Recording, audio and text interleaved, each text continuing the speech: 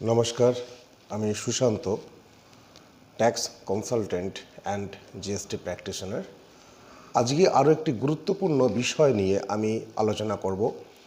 এবছর অ্যাসেসমেন্ট ইয়ারে আরও একটি বিষয় খুব গুরুত্বপূর্ণভাবে উঠে এসেছে। আমরা আগে জানতাম যে কোনো ব্যক্তির ট্যাক্সেবল ইনকাম যদি 5 লক্ষ টাকা হয় তাহলে সেক্ষেত্রে তার কোনো রকম ট্যাক্স পড়বে না, অর্থাৎ তার রিটার্নটা নীল ট্যাক্স সাবমিট করা যেতে পারে। কিন্তু নিউ রিজমে আসার পরে সেটা একটু পরিবর্তন হয়েছে, অর্থাৎ রিবেটের ক্ষেত্রে কিছুটা পরিবর্তন আনা হয়েছে।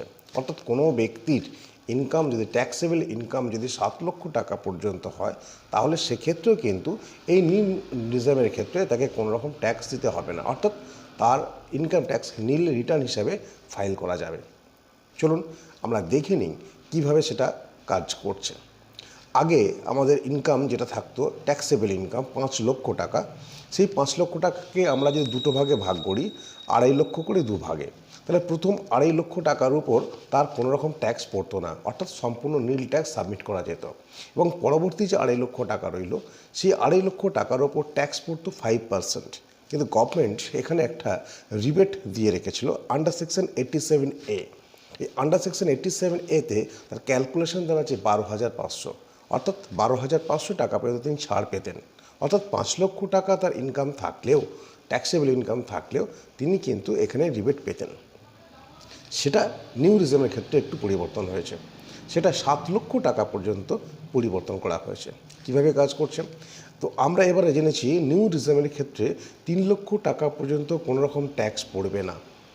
তাহলে 7 লক্ষকে যদি আমি ভেঙে নিই, প্রথম 3 লক্ষ, দ্বিতীয় 3 লক্ষ, পরবর্তী থাকছে 1 লক্ষ টাকা।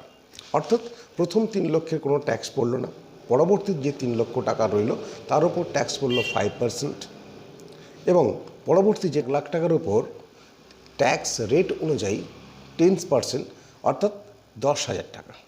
তাহলে তার মোট ট্যাক্স হচ্ছে 25,000 টাকা।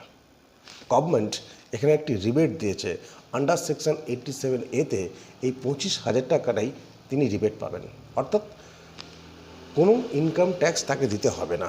অর্থাৎ যেটা 5 লক্ষ টাকা ছিল সেটা 7 লক্ষ টাকা পর্যন্ত পরিবর্তিত হলো, যেক্ষেত্রে কোনো রকম তাকে ইনকাম ট্যাক্স দিতে হবে না। আশা করি বিষয়টা আপনারা বুঝতে পেরেছেন। ধন্যবাদ।